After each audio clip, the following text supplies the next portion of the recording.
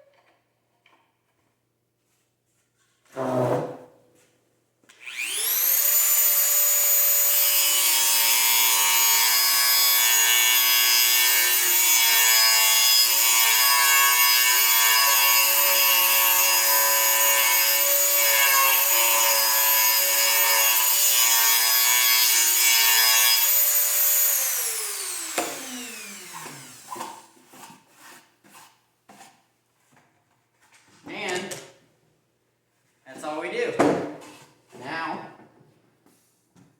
our frames will fit in our boxes.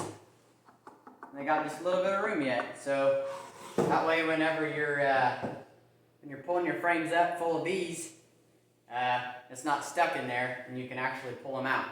So, thanks for watching. Honyok honeybees. Honyok!